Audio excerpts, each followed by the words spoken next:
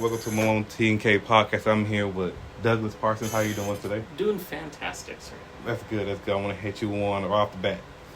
Go for it. Was the moon landing real? Yeah, absolutely it was real. Would you like to know my rationale for why it was real? Go ahead. Okay, so there's a really interesting phenomenon here on the Earth. We've got two things that we've got to deal with. Mm-hmm. One, we've got to deal with gravity on the Earth, right? We're familiar with that. Sure. Keeps us down. But we also deal with our mass, right? The amount of stuff that makes us, right? Great. On Earth, we're used to moving around in Earth gravity with our mass. But on the moon, where there's less gravity, because the moon is much smaller than the Earth, our mass stays the same, but our weight doesn't. And so it kind of makes it a little hard to move around. As a result, our bodies, our brains, they're not really adjusted to it. And the end result is that we tend to trip and fall a lot.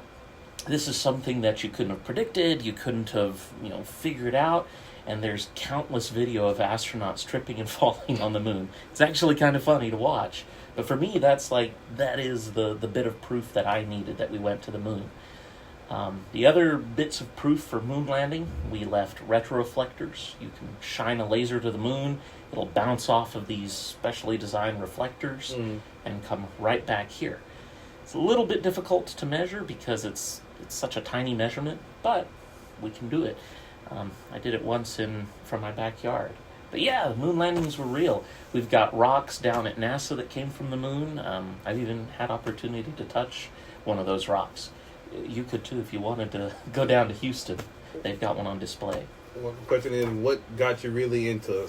What now? Ask you, what was your childhood and dream? I've always wanted to be an astronaut, right? I mean, that's why I've applied to be an astronaut 3-4 times now. I've got beautiful rejection letters from NASA at this point, which is kind of funny. But, still would love to be an astronaut. But I'm clearly enjoying life as a teacher, teaching astronomy and getting people interested in all that. Kind of to your question, what was my childhood like? How did I get interested in that sort of thing? My parents were massive nerds, right? Okay. Parents grew up, they watched Star Trek, they watched Star Wars. Star Wars was brand new when my mom was in college. And so I grew up in and around all of that, watching Star Wars from an early age, watching Star Trek and having this fantastic vision of space. So I was interested in it from an early age. Had a lot of books on the planets, had a lot of books on spacecraft and Star Wars and Star Trek, and just kind of narrowed my focus to astronomy. Question, do you think Mars is a real planet? Mars is a real planet? Yeah, I've taken pictures of Mars through my telescope. Well, I mean, they said they're not considering it Pluto. Pluto, you're talking about Pluto. Correct. Right, okay, I was like, yeah, Mars is a real planet. Pluto. No, it shares a unique distinction with another small celestial body. Way back in 1801, an Italian scientist was looking through his telescope and discovered a little body between Mars and Jupiter. This became known as Ceres, the largest of what we now call the asteroids in the asteroid belt. So when Ceres was first discovered, big excitement, right? We knew there had to be something there. We found it. We called it a planet. And so we had all the planets. We had Mercury, Venus, Earth, Mars, Ceres, Jupiter, Saturn, and Uranus, because we hadn't discovered Neptune yet. That wouldn't come until the mid-1800s. And then, within the year, so many other objects had been found. Pallas, Vesta, Juno, all these other little things that we decided maybe Ceres couldn't be a proper planet. So we called them all asteroids. Now we move forward many, many years. 1930s, Clyde Tombaugh, he discovers Pluto. And everybody's excited because we knew that there should be something else out there. The mathematics was showing us that. We already discovered Neptune in the 1800s, mid-1800s. Pluto's out there. We find it. Hooray, it's a planet. But then we start to kind of question it. Yeah, so even I grew up with Pluto as a planet. That's what it was. But then, not too terribly long ago, I guess it's been a couple dozen years now, they discovered another object out there in the same orbit as Pluto, similar orbit as Pluto, bigger than Pluto. This thing clearly wasn't a planet, but was instead a new breed of object, kind of like Pallas, Vesta, Ceres, all them. They became asteroids. So Pluto and all these other things become Kuiper Belt objects, which is still exciting. What is that? So the Kuiper Belt is the region just beyond Neptune, where leftover bits and pieces of the solar system, things that might have formed planets but didn't get the chance to because the solar system kind of ended its planet forming session, where they're left over. It's just a debris field. Okay. But it's still a cool debris field. I'm glad we got a chance to send a spacecraft out past Pluto and get some close-up shots and pictures, and it's still a fascinating world in my mind. And I know in my astronomy classes I tend to call everything a world instead of a planet, because people still are a little dicey when it comes to, is Pluto a planet or not a planet? And I'm like, it's a world. Does it really matter? It's something we can explore. Well, what I want to ask you do you believe there are life forms out there beyond our comprehension? Oh, I hope so. I would imagine so. There's, we search for life, obviously. Scientists and astronomers do. We've got different programs. The whole point of putting rovers on Mars and sending probes to other moons and worlds in the solar system is so we can see, is there life out there. You would be kind of scared if you got like a message back. I would be elated if I got a message back. I know there's a lot of folks that would be kind of maybe a little scared, a little worried. I mean, we've all watched Independence Day, I think. Yeah. And those aliens are mean. But I know War of the Worlds. War of the Worlds. But I know a lot of scientists, we kind of feel like in order to get out into space, in order to go out there and travel and move around, you kind of have to have an attitude of science where life is special, life is fragile. We're not really going out there to conquer stuff, Warriors don't generally tend to go populate space. It's scientists that tend to get out there into space. Scientists, philosophers, humanitarians. So I think as a scientist, I'm not really worried about, if we got a message back, I'd be excited. I'd be like, oh boy, it's starting. We're not alone in the universe. But I think you're also hitting the nail on the head that we might not even know that it's life. We still have a hard time defining what is alive here on the earth. You and I, we're alive. We might say a dog is alive. That's not in question. Do dogs go to heaven? According to Don Bluth, they do. He wrote the cartoon, right? I don't know. I'm not there yet, so we'll find out when I get there, I guess. Right. But good question. But yeah, we have a hard time defining what is alive. Dogs, cats, people, no problem. Plants, yeah, okay, plants are alive. What about a virus, though? Is a virus alive? Well, like I said, it depends on what's living. Yeah, if it moves, they can transfer, can reproduce. Moves, transfer, reproduce, like a crystal or fire, which can move, transfer, and make more of itself, right? But I don't think anybody would really say fire is alive or a crystal, is alive. Why don't fires cast a shadow? Because they're just full of light, like they're producing light. But they're hot. They are hot, but they don't have to. Since they're emitting light, they're not going to really cast a shadow. They will, because they're changing the temperature of the air around them, cause refractive indexes to change of the air.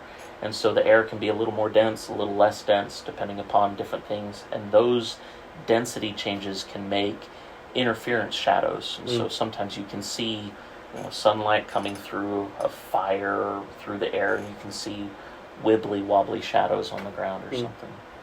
But yeah, we might find life out there like us, and then again we might not. We kind of have to broaden our definition of what is alive, and that's a hard thing to do when you don't have any other examples other than the stuff that we're familiar with. Great. If there is like life out there and it was like a doppelganger, would you be concerned? A doppelganger, like another one of me? Yes, like they came off the ship, like you just say you went out into space in like another parallel universe, you both met, Oh. and both y'all ran into each other, you both looking at each other eye to eye. Yeah, it would be very confusing, I would imagine. I would probably not want to shake hands because, I'd be worried maybe there'd be just... I've watched enough sci-fi, two parallel universes meet, they shake hands and they explode or something. So there's that thought in the back of my mind. But traveling from one universe to another, if there are parallel universes, it's gonna be kind of hard to do. Yeah, it's just gonna be kind of hard to do. I'm not really worried. If we find alien life out there, I'm sure it will be unique. It will be fascinating. I really doubt I'll find somebody exactly like me that, looks, talks, and acts like me. Maybe they have similar interests. Maybe they're an astronomer. Maybe they've got a favorite television sci-fi show that they watched growing up as a kid. But, yeah, there's just too much randomness in the way things work for there to be, I think, an exact copy of myself somewhere out there. True, I give you that. What's at the end of a black hole? The end of a black hole? Ooh, I don't know. So black holes are interesting, right? Because we can only observe what's going on outside. Anything that goes in doesn't come back out, so we don't know what's behind the curtain of a black hole. It's kind of hidden from view. We can make guesses, and as astronomers and scientists, we do make a lot of guesses. But ultimately, I have no idea. Could be that there's an entire other universe inside of a black hole. If you manage to pass safely through the gravitational shear and the event horizon of a black hole, you might find yourself ending up in a totally new universe somewhere. You would never be able to come back to our universe, but that's a possibility. How do we know that? There's a unique thing called the energy density of the universe, which is to say how much energy is contained in a amount of space. And it's pretty uniform for our universe, and it has a number. When we start mathematically trying to calculate that for a black hole, for the space inside of a black hole, we get very similar numbers. And so it is a hypothesis, which is just an educated guess. But if a black hole has on the inside of it the same energy density as the entire universe we live in, then it kind of is not that big of a jump to say our universe is out here, there's a universe in there. For all I know, if I want to know what it looks like inside of a black hole, just look around here. Our universe could be a black hole inside of another universe. We could have infinite regressions forwards and backwards. But it's all speculative because I can't get there. There's no way to get there. Okay. What's a white hole? Theoretically, a white hole would be the opposite of the black hole. It would be the exit point from a black hole in one universe to our universe. Haven't found any yet, so we're not sure that they actually exist. So I can't say for certain that going into a black hole you would end up in another universe, because we don't see a white hole anywhere here. I can understand that. I want to ask you, is the Earth flat? Nah, Earth's a big round thing. All one needs to do is look at an eclipse, not a solar eclipse, but a lunar eclipse, where the moon passes into the Earth's shadow. As the moon moves into the Earth's shadow, it's a circular shadow, and drifts in, drifts out, and you can begin to put to your mind this circular shape of the shadow. Okay, I hear you say, maybe the Earth is a cylinder or a football shape, because both of those would produce circular shadows on the moon if it were just right. So the other trick is to use a trick an ancient Greek philosopher by the name of Eratosthenes did. He was the head librarian at the Library of Alexandria back when it was big. He read this little curious story about how somebody 800 miles south of where he was living on a certain time of the year of the day could look down into a well and see no shadows. So he decided he would try it. And on that certain time of the day of the year, he looked down a well and there were shadows. And what he figured out was that in order for that to happen, for the sun very far away to not cast shadows here, but to cast shadows over here, the surface of the Earth had to be some kind of curve. And he ended up hiring a guy to very carefully measure the distance from Alexandria to Syene, one step at a time. And then he did a little bit of trigonometry and math, a little bit of geometry, kind of math they had at the time, calculated the circumference of the Earth with amazing precision. So the Earth is perfectly round, makes absolute sense. It'd be really weird if the Earth were not round and all the planets were. There's a principle in physics, in science, called Occam's razor, which says that the simplest answer is most likely the right answer.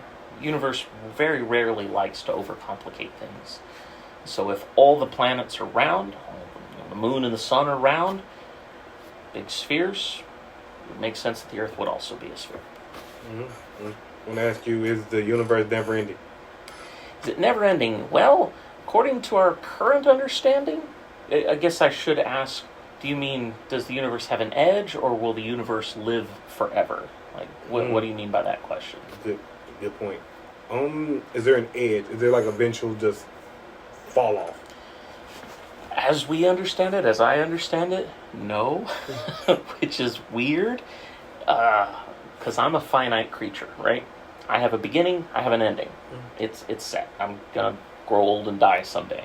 Hopefully, not soon. Hopefully, I can pull off, 100, 200 years. That would be great, right?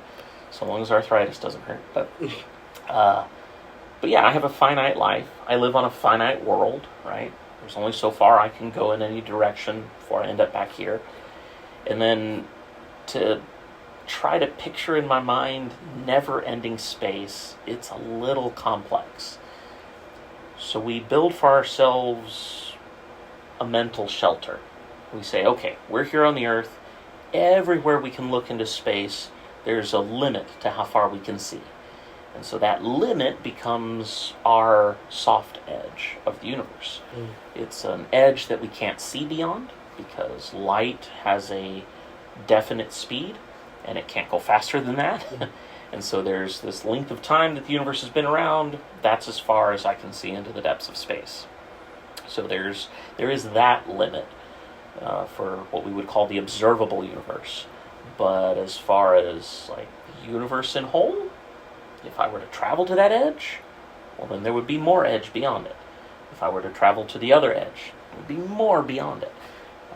This is something that a Dominican monk back in the 1600s, he had a dream about, and his name was Giordano Bruno. We actually have a crater on the moon named after him because he kind of postulated this idea, said, the universe is infinitely large and there's an infinite number of stars with planets around them and maybe even life on them. Didn't go over well with the church at the time. They kind of burned him at the stake as a heretic.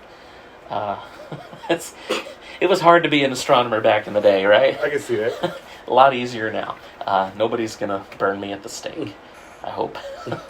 But yeah, as far as we understand it, there's no edge to the universe. It's just out there forever. Mm-hmm. How do you feel about time travel? Forwards, okay. Backwards, really hard. Makes for a great movie, but boy, I would hate to accidentally change the direction and course of the future and ruin everything that I have here. It would be cool to watch events happening in the past. Right? I'd love to be able to go back and see some things and how did stuff work, do some temporal anthropology, see how did humans live 10,000 years ago.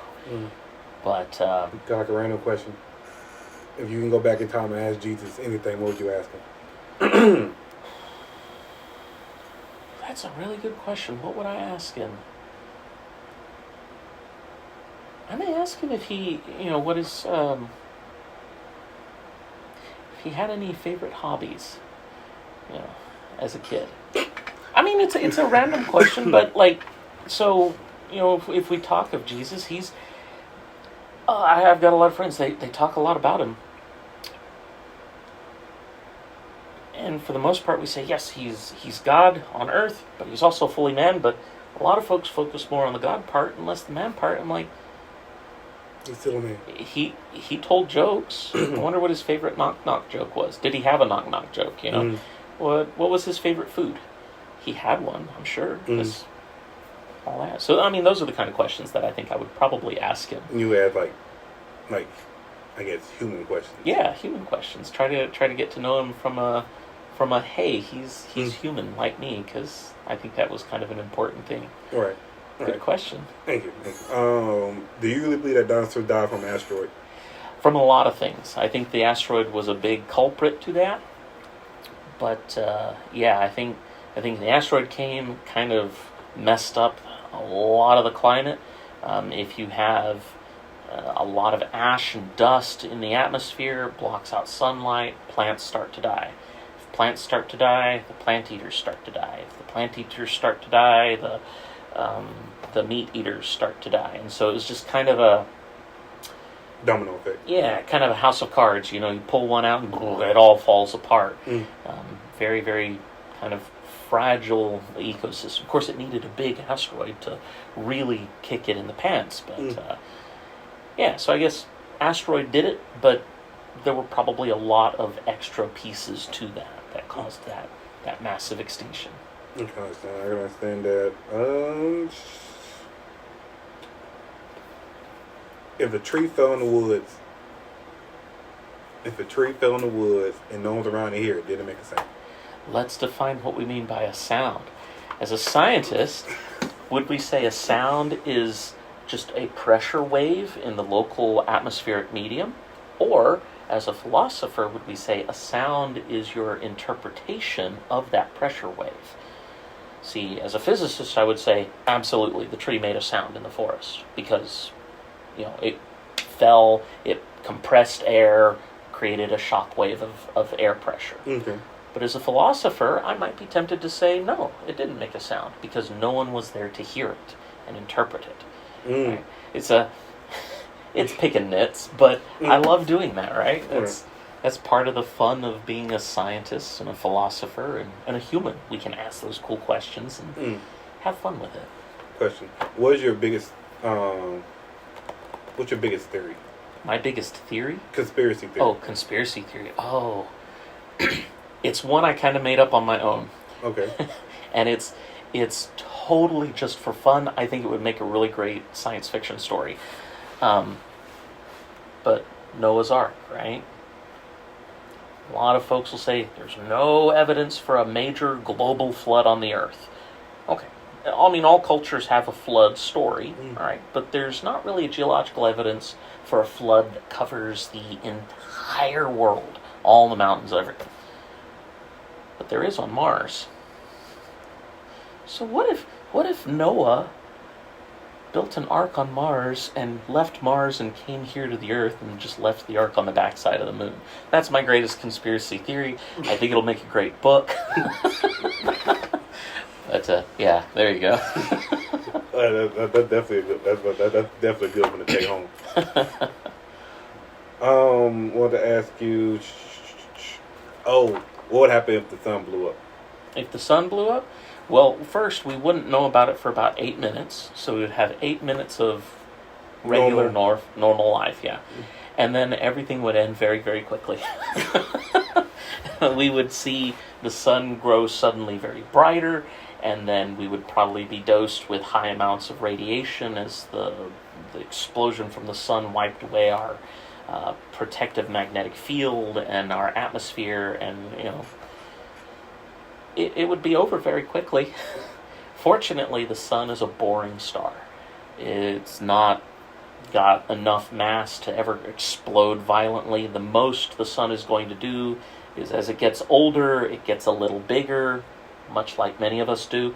You know, so it'll get a little bigger, a little wider. Over the next 2-3 billion years, the sun will get progressively brighter and closer to the Earth, slowly warming the planet and boiling away the oceans. But hopefully by then we've moved to another place. You we're not. Hopefully. That's future humans' problems. Right. It's, in another billion years, we got time. But Right. We gotta figure it out. Wanted to ask you. Hold on. Oh, about constellations. yeah, I want to ask you, if we're always moving, how come such constellations barely move? they're very far away, right? So, have you ever flown in an airplane before? Yeah. Okay, so on an airplane, you can look way, way away and see like mountains in the distance, and they barely appear to be moving. Whereas if you look straight down, it looks like the ground is moving by very, very quickly. Same effect in a car. The road signs are moving by really quickly, but the mountains way off in the distance, they don't seem to be moving to the side all that much, even though we're traveling as fast as we're traveling. Same sort of thing with the stars.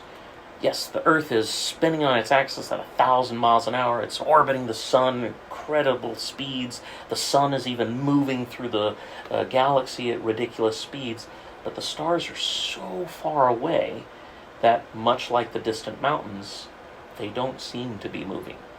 Given enough time, the stars actually are moving, and the constellations are slowly changing little by little. But it takes tens of thousands of years for them to change any appreciable amount.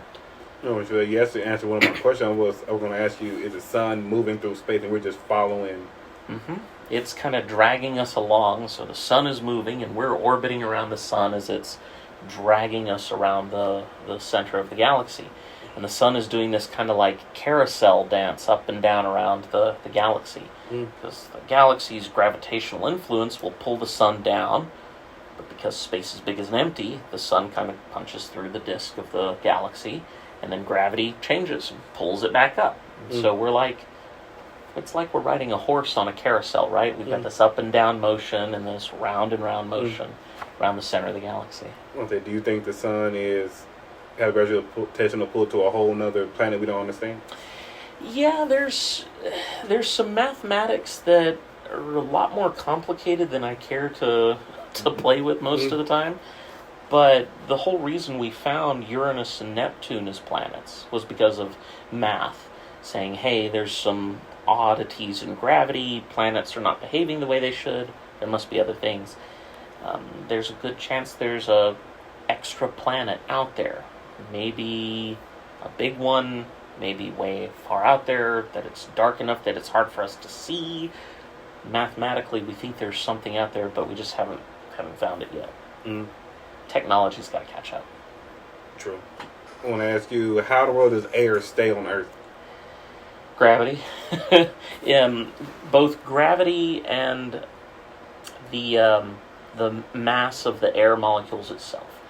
Right. So if you have a much smaller world, gravity is less strong, and the escape velocity needed for anything is much lower. So on the Earth, to leave the Earth completely, you need a velocity of something like 11,000 kilometers per second, something like 32 times the speed of sound. That's how fast you have to be going to leave the Earth. And air just can't move fast enough to leave the gravitational pull of the Earth at all. We are slowly losing the atmosphere a little bit at a time. Global warming? Well, less global warming and just, it's the way it is. The upper layers of our atmosphere, they're exposed to harsher environments of the sun, and so they get ionized, they get bumped off. As our magnetic field oscillates, little pieces drift off. The moon technically passes through our atmosphere every now and again. But we've got enough things producing atmosphere here on the planet that I think we'll be fine for a long time. All right, another question for you. What would happen if the Earth just stopped? Like, stopped spinning. It just stopped. It stopped spinning, much like hitting the brakes really quickly with a box load of donuts in the back of the car. All those donuts come flying forward, right?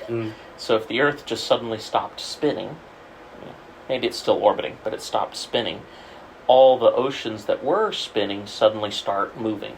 All the air that was spinning with the Earth is still going to be spinning.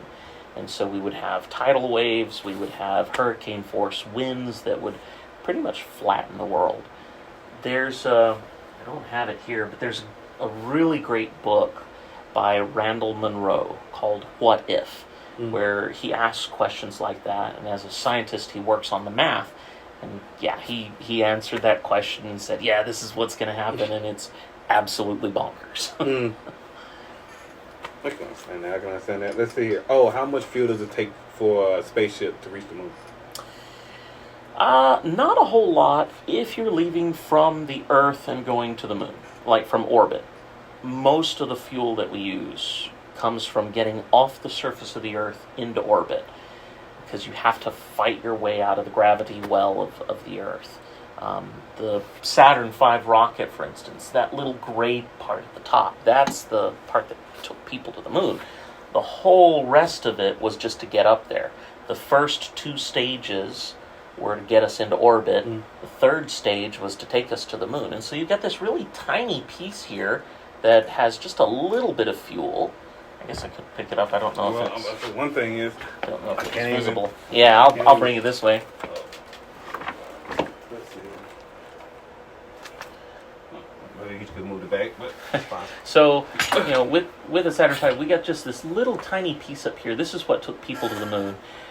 This piece right here, this interstage,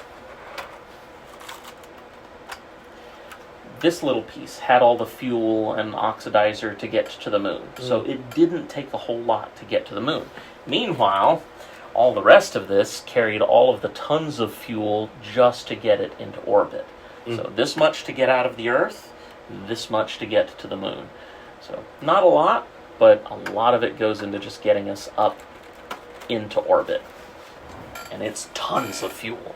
I think the Saturn V, it would produce, it would burn fuel at a rate of something like 15 elephants worth of fuel per second. It's a lot of fuel. It's a lot of fuel. Okay. I want to ask you, do you believe in the Big Bang Theory? Oh, absolutely. What a glorious theory for how the universe came to be. We've got some history. Originally, the science kind of said, hey, the universe always was, always is, always would be. It was unchanging, had no beginning, had no end, steady. It was a steady state universe. And then the science started to show, hey, stuff is moving away, there's some other evidence here that's showing that there must have been some start to everything, and now we've got this massive collection of evidence from the WMAP satellite with the microwave background to interferometry of galaxies moving away at high velocities, just all these little pieces of the puzzle that when you step back, you see there was a beginning to the universe. The universe had a start. And then we can kind of understand most of the pieces. There's like maybe 5 minutes that we just have no idea about. The first 5 minutes we can speculate, but we really have no idea because we can't replicate it in a lab. But all the rest of it, we see the observational evidence and some of the other things. Right now, there's a big, I wouldn't say argument, but there's a big tension in our understanding of how the Big Bang really plays a role. Because we've kind of got 2 pathways that we can follow for how the universe works that lead us back to the Big Bang. Both of these things do, but they're both kind of different, and we've got data for both. And the James Webb Telescope that you may have heard of that's up there taking pictures now, it's providing evidence that's widening that gap in our understanding.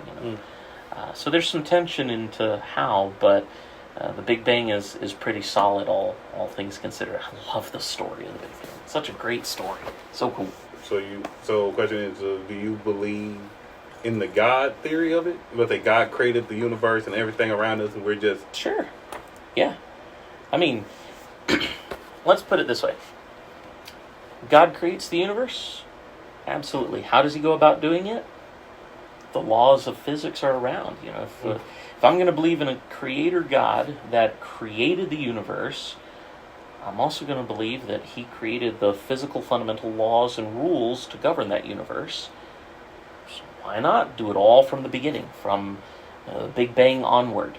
He creates the start of the universe. He sets the rules in motion, and the laws of physics take over, just like he created. So yeah, for me, religion, faith, science, they don't clash. They kind of intermingle very, very nicely. Gotcha. Do you believe in the evolution? Yeah, I mean the laws are there, right? The physical processes are there. I've talked about this in my church before.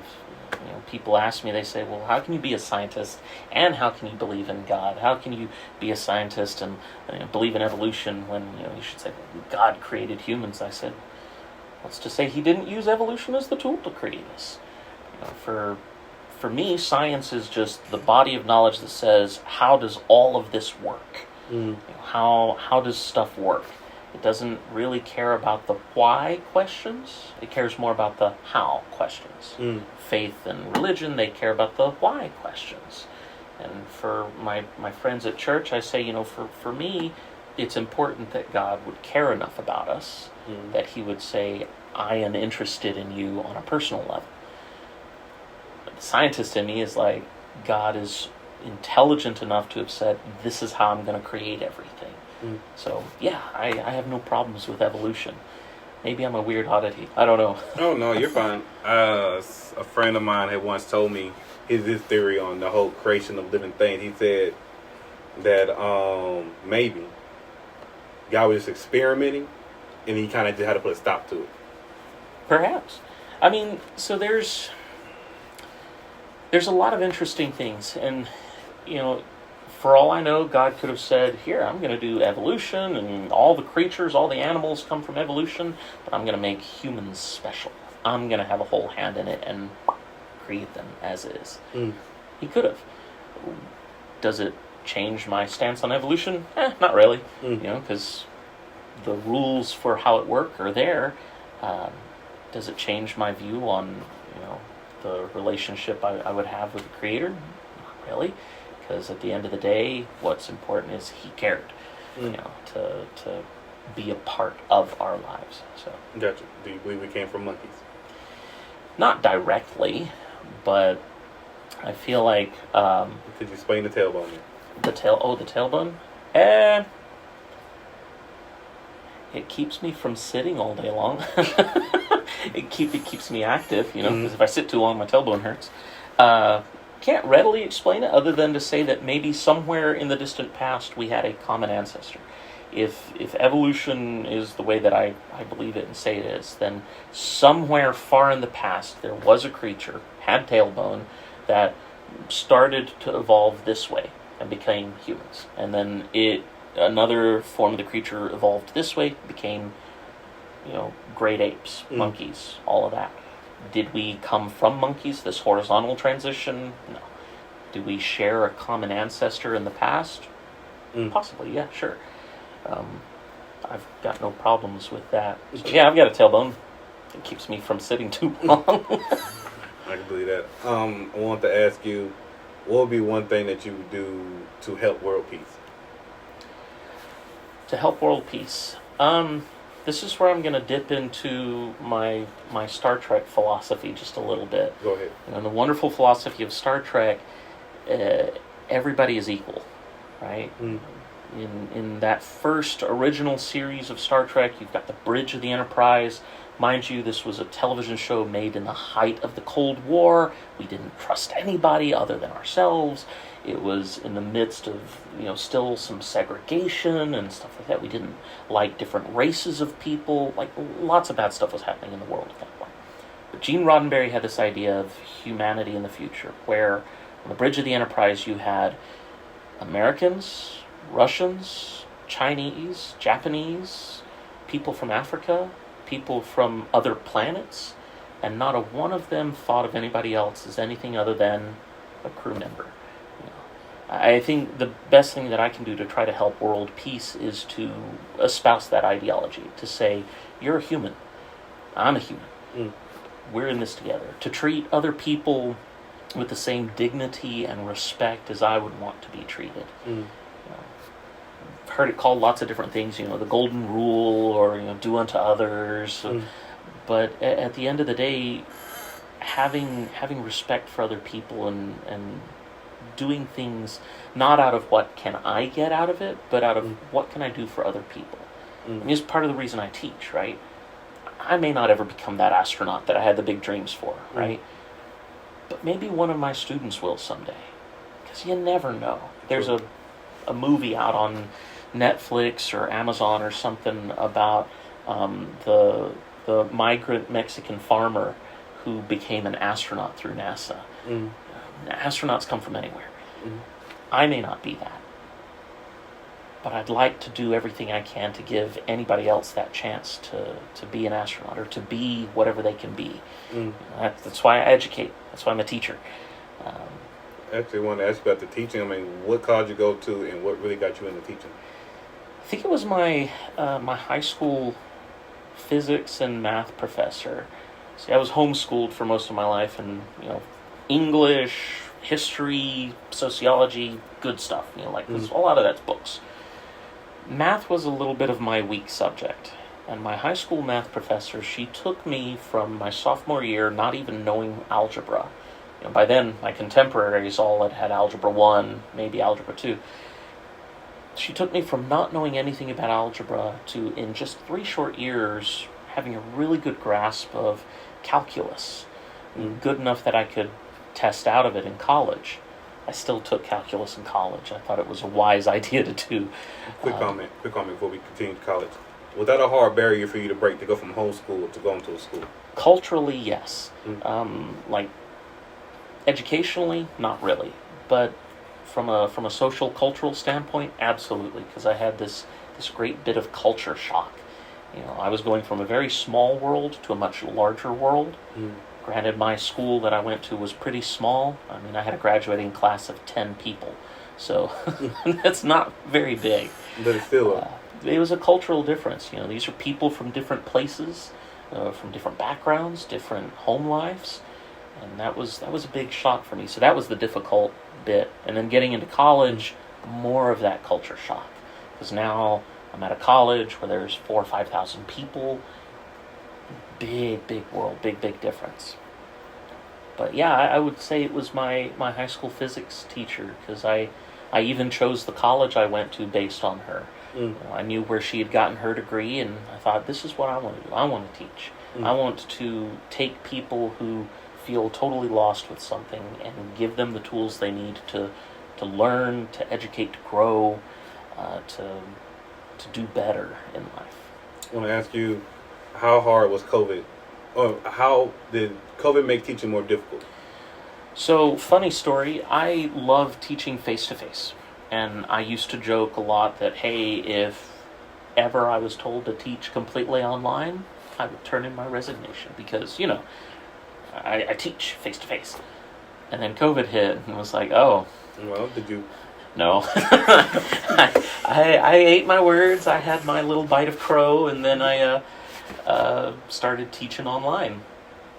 It was different, absolutely, because for part of it, when I first started, it was kind of like a correspondence course. I would email the students stuff, or in some cases where the students didn't have internet access, I would actually mail it to them via the post office. And they would send it back, and so there was a big disconnect. And of course, we've got things like Canvas now and Zoom, and the school graciously provides Zoom access. So I teach a second 8 weeks online astronomy course now, where I do try to interact with the students with discussion questions, and in other methodologies. I open a chat room once a week and sit and visit and toss around ideas with them. But teaching online was hard, and it's still hard. It's not my favorite medium to interact, because as humans we're kind of social. We go off of visual cues, facial features, how we're smiling, grinning. Body language tells a lot, and that's a important aspect of how I teach, is reading people. So what's one thing about teaching people don't understand? Wait, what? What's one thing about teaching people don't understand? Oh, that it's a job that never leaves you, right? I have a lawyer buddy, And he jokes with me all the time. Says, "It must be nice being a teacher, having summers off." I say, "Well, if I have a summer off, I don't get paid during the summer. My contract is a 9-month contract. I only get paid 9 months out of the year. If I want, You work on a contract? yeah. Well, like any other job, you've got a contract or mine's a kind of a renewing contract every 1 to 2 years, but yeah, it's a 9-month one, so I don't technically get paid for 3 months out of the year unless I work during the summer. So I do work during the summer, but just because I'm here at the school from like today, I'm here from 8 to 5. Okay, those are normal business hours for folks. But other people, they go home and they go home. Their work stays at work. I go home and the pile of homework comes with me. True. And I grade into the night. And then it just never really leaves. And with COVID, suddenly I'm having to open up my time at home for other students. Teaching online courses, I'm kind of on call all the time because it's asynchronous teaching. So if a student needs me at midnight on a Friday night, It's a what? Asynchronous. So Okay. it's not at the same time. Okay. Right? So Gotcha. synchronous would be in sync at the same time. Asynchronous is like I teach here, they listen here, they ask questions here, I respond here. It's out of order. But yeah, so I think that's something that folks don't necessarily know about teaching, is that it's an all the time sort of thing, and you're doing a lot more work than you're getting paid for. No. I'm not advocating that I should get paid more. I feel like I'm paid as much as I need to be. That's what I want to ask you. Is there a work-life balance? There needs to be a work-life balance. I don't have the Canvas app on my phone, so if I need to, my students can't get a hold of me at certain times because I have to spend some time recharging, recouping. I can't be on all the time or I'm going to burn out. There has to be some self-care for my mental health, for my physical health, and for my family health. Make sure my family gets some of my time, so my kids don't grow up saying, "Oh yeah, Dad's a great guy, but helps a lot of people, never played with us." And so there has to be a work-life balance. Gotcha. Want to ask you. Sorry. Want to ask you. Oh, what was it like to teach your first class? Exciting, but also very nerve-wracking. So I got my degree in physics, and I got my master's in physics, so I had all the book knowledge, but none of the pedagogy, none of the this is how you teach. Nobody teaches you how to teach. It was never like a mentor thing, like you would stand in the classroom? Right, there was no mentorship. I started fresh here at TJC about 12 years ago, and I mean I had taught a couple of labs, I had taught a class once when I was in college, but not really done a whole lot of the prep work. It was just kind of it's what it was. But yeah, I just kind of had to jump right into it, just kind of start and figure it all out. And I think after about 4 or 5 years, I feel like I started to figure most of it out. And I feel a lot more confident now. Like I can take a textbook and I can walk into a class and I can start teaching. If I have a new class that's coming up, one that I've not taught before, then I'll spend a good summer prepping, figuring out what are my lesson plans, how do I want to divide up the stuff, what kind of homework do I want to do. I have to work through the homework myself to make sure I understand it. A lot more prep work now to go into doing a class. But it was definitely a kind of an exciting but very stressful thing teaching my first class. I understand that. So,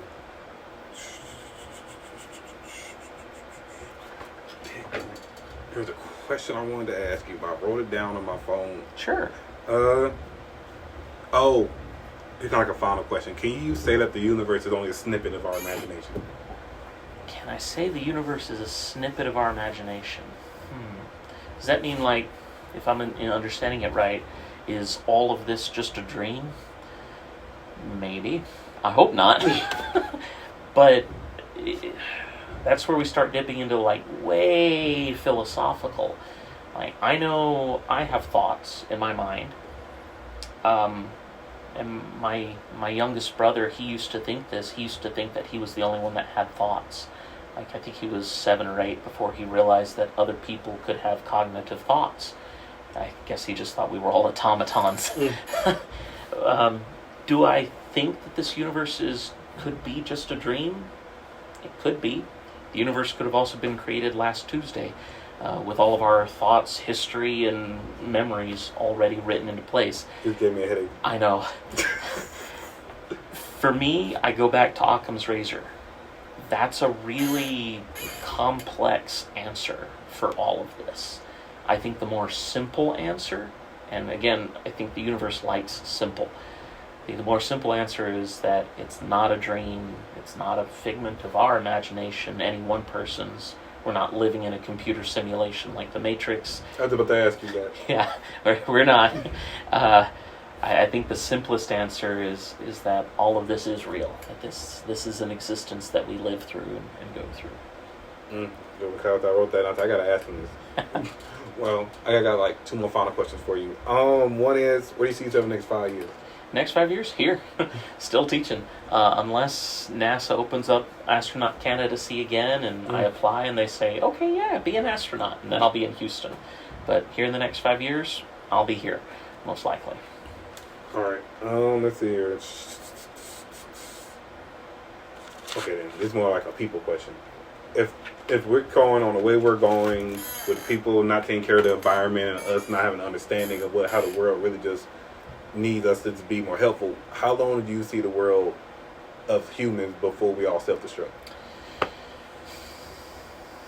I feel like humans are a plucky species. Like, we've been close to devastation before. We've been close to wiping ourselves out innumerable times, and yet we pick ourselves up and we keep going forward. There's a lot of tension in our world right now. Political, religious, social, educational, even economical. There's just a lot of tension. But it's tension that's been here before. Maybe it's just more publicized because we've got things like the internet and social media. I think if we keep going the way we're going with things, the Earth is going to have some problems. We're going to see some changes in the climate, changes in weather. But if you look, we're pretty good at reversing things. It doesn't take a whole lot, I think, for us to go back to fixing stuff. Just look at the current United States. We had, at one point in our history, the Dust Bowl, where the entire Midwest was just covered in dust because of poor farming practices. We don't have Dust Bowls anymore. Part of the reason is because we very quickly figured out, okay, this is how to properly farm the land, so we don't destroy the top layers of soil, so we don't have it blow away in big windstorms. So I'm hopeful that human race will continue to go on for another 10,000 years at least. Even amidst some of the struggles and the tensions that we have. I guess I'm a hopeful optimist, maybe a bit of a romanticist too. Because I think humans have been through difficult times, and we will still be through difficult times, but at the core of it, most of us are good folks. And we publicize the less than good folks. We hear more about the minority few that are loud and vocal, and the ones that we don't like, the political leaders that are causing problems overseas or at home, the politics of stuff. But on a everyday, day-to-day level, you and I, we're good humans. So I have faith in humanity. I have hope for us. Right. Well, one thing is, anything you want to tell your future self? Oh, just keep hanging out, keep doing it. Don't lose hope. Keep the excitement. That's my, I guess that's my mantra is, keep the excitement. It's too easy to become disillusioned, to become burned out on what you're doing. So shake it up a little bit. Teach a different class. Scrap the way you're teaching it and reteach it, something like that. And I think that applies for life in general too. Change some stuff. Do something a little different. drive 5 miles under the speed limit. See what happens. You know, that sort of thing. All right. Well, thank you so much, man. Absolutely. Glad Thank you. to do this. I appreciate it, man. Anytime.